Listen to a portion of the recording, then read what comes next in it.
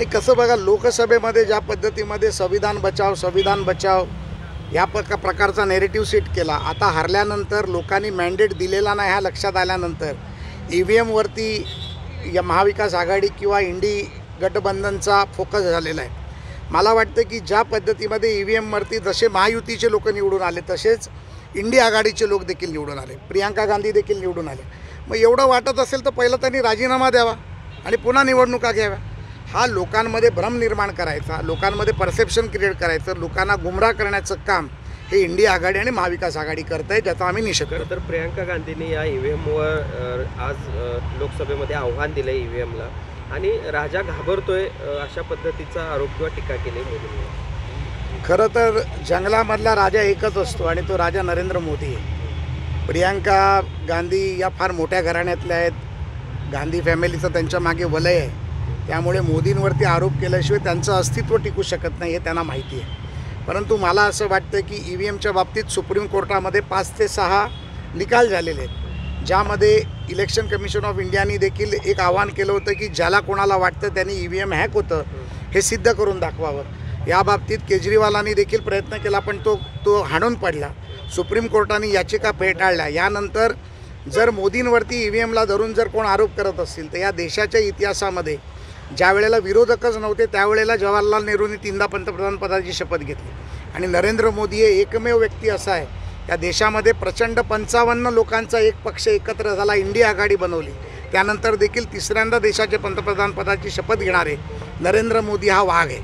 बांगलादेशातील हिंदूंवरील अत्याचार होत आहेत, केंद्र सरकारची नेमकी भूमिका काय असा सवाल उद्धव ठाकरेंनी उपस्थित केला. मला असं वाटतं की बाडग्यांनी या बाबतीत बोलू नये. ज्यांनी स्वतः डोक्यावरती मुसलमानांची टोपी घातली आहे त्या बाडग्या उद्धव ठाकरेंनी माननीय मोदीजींना विचारण्याचा अधिकार संपवून बसलेले आहेत. व्होट जिहादच्या माध्यमातून मस्जिदीतून फतवे काढून मताची भीक मागणारी शिवसेना उभाटा यांनी बांगलादेशातील हिंदूंवरती बोलावं हे लज्जास्पद आहे.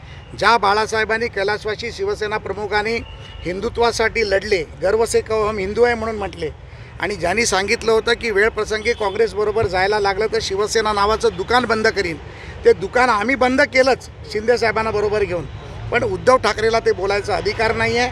मला उद्धवजींना हे विचारायचं आहे, आज संध्याकाळची 6ची नमाज ते कुठे पडणार आहेत ते त्यांनी सांगा. एकही मंदिर तुटणार नाही, एकही हनुमान मंदिर पाडलं जाणार नाही हा हिंदूंना शब्द आहे.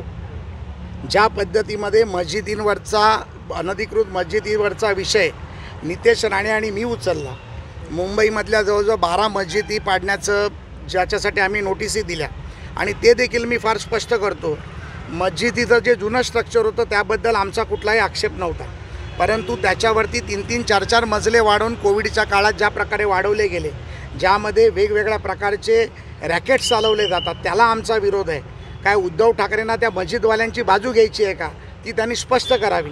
आम्ही मस्जिदी पाडणार आणि मंदिरं वाचवणार हे निश्चित आहे. तर संजय राऊतांनी पालिका निवडणुकीसाठी आता स्वबळाचा नारा दिलेला आहे. ते संजय राऊत म्हणजे एकला चलोरेची भूमिका आहे, हम दो हमारे दो, मी आणि माझं कुटुंब, माझा परिवार. आता त्या चौघांच्या पलीकडे कुठला राहिला नाही. फॅमिली प्लॅनिंग सोडली तर संजय राऊत 5वा येईल. त्यामुळे त्यांना एकला चरवल्याशिवाय काही मार्ग नाही. काँग्रेसला कळून चुकलं आहे की उभाटाची, उद्धवजींची मुंबईमध्ये, महाराष्ट्रामध्ये राजकीय अवकात किती आहे, त्यामुळे त्यांना काँग्रेसच बरोबर घेणार नाही. पवारसाहेबांची भूमिका लवकरच कळेल, त्यामुळे एकला चालवल्याशिवाय त्यांना पर्याय. पण त्याने आज एक गंभीर आरोप केला किंवा एक गंभीर दावा केला की भाजपचं ऑपरेशन लोटस अजूनही सुरू आहे. त्यांनी अजितदादांना सांगितलेलं आहे की शरद पवार गटाचे किमान 5 खासदार पुढा, मग प्रफुल्ल पटेलांना मंत्रिपद दिलं जाईल. तुम्हाला मी म्हटलं ना, झूट बोल पण नीट बोल आणि रेटून बोल, ही संजय राऊतांची सवय आहे. आणि मला तर कधी कधी मीडियाचं देखील आश्चर्य वाटते की मीडिया त्यांना एवढं महत्त्व का देते. कारण ज्या माणसाच्या पाठीचा कणाच मोडलेला आहे त्या माणसाला जास्त महत्त्व देऊन त्याचं ऐकण्याचं काही कारण नाही. भारतीय जनता पार्टी देशामध्ये सक्षम आहे, राज्यामध्ये सक्षम आहे. राज्यातल्या जनतेने लोकसभेमध्ये माननीय मोदीजींना जो मॅन्डेट दिला नाही तो मॅन्डेट त्यांनी विधानसभेत मोदीजींवर विश्वास ठेवून दिला, देवेंद्रजींवर ठेवला, एकनाथरावजींवर ठेवला, अजितदादावर ठेवला आणि महायुतीवर ठेवला, हिंदुत्वावर ठेवला. त्यामुळे मला वाटतं की आम्हाला कुठलंही लोटस ऑपरेशन करण्याची गरज नाही. ह्या देशातली जनता ही मोदीजींच्या मागे आहे आणि 29मध्ये देखील पुन्हा एकदा भाजपाचं सरकार खरं आहे. तर पवार कुटुंबामध्ये सुनंदा पवार यांनी आज वक्तव्य केलं आहे की अजित पवार आणि शरद पवार यांनी कुटुंब म्हणून एकत्र येण्याची आता गरज आहे आणि किमान वाढदिवसाच्या निमित्तानं त्याची सुरुवात होते असं वाटतं. नाही, मला वाटतं की कुटुंब म्हणून प्रत्येकाने एकत्र राहिलाच पाहिजे.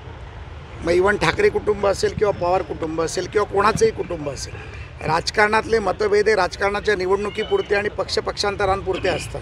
त्यामुळे निवडणुकीनंतर जर कोण कोणाला भेटत असेल, कोणाच्या घरी भोजनाला जात असेल, कोणाला सदिच्छा भेट देत असेल, तर त्याच्यावरती कुठलाही राजकीय आक्षेप घेणं हे माझ्यासारख्या कार्यकर्त्याला योग्य वाटत नाही. आम्ही विरोधी पक्षात असलो तरी माननीय शरद पवार साहेबांना शरद पवार साहेबच म्हणतो, उद्धव साहेबांना उद्धवजीच म्हणतो. परंतु ज्या वेळेला त्यांची राजकीय भूमिका ही हिंदुत्वाच्या विरोधातली असते, त्यांची राजकीय भूमिका ही महायुतीच्या विरोधातली असते, त्यांची राजकीय भूमिका भाजपाच्या विरोधात असते, तेव्हा आमचा त्यांना राजकीय विरोध असतो. त्यामुळे कुटुंब एक राहिलं पाहिजे आणि आपलं मुळा ब्रीद वाक्यच आहे कुटुंब वत्सलम. त्याच्यामुळे कुटुंब एक राहिलं पाहिजे, हा देश एक राहिला पाहिजे, देशाच्या एकात्मतेसाठी आपण लढलो पाहिजे आणि एक आहे तो सेफ आहे, या माध्यमातून आपण पुढे गेलो पाहिजे. परभणी घटनेचे पडसाद राज्यभर उमटतात. आज सोलापूरमध्ये मुख्यमंत्र्यांच्या पुतळ्याचं देखील दहन केलं. नाही, मला वाटतं की परभणीच्या घटनेच्या बाबतीत काल माननीय मुख्यमंत्र्यांनी त्यांची भूमिका स्पष्ट केली. आरोपी पकडला, आरोपी मनोरुग्ण आहे हे कळलं, त्याच्यामागे कोण आहे याची चौकशी होते. काही राजकीय पक्ष त्याची पोळी बाजू इच्छित असतील तर ते त्यांनी करू नये. संविधानाचा आदर हा सर्वांनी केला पाहिजे. परमपूज्य डॉक्टर बाबासाहेब आंबेडकर हे आपले सर्वांचे दैवत आहेत.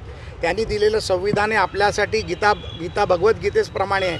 त्यामुळे त्या संविधानाचा सन्मान देखील त्यांनी केला पाहिजे आणि संविधानाचा ज्यांनी अपमान केला त्याला सोडलं देखील नाही पाहिजे. वन नेशन वन इलेक्शन संदर्भात चर्चा सुरू झालेली आहे, काय नेमकी भूमिका असेल? निश्चितपणे वन नेशन वन इलेक्शन हे झालं पाहिजे. देशाची अर्थव्यवस्था टिकवायची असेल तर आपण पाहिलं तर 5 वर्षात अनेक निवडणुका होतात. त्या निवडणुकीमध्ये यंत्रणा कामाला लागते, पोलीस अधिकारी कर्मचारी कामाला लागतात, पैशाचा चुराडा होतो.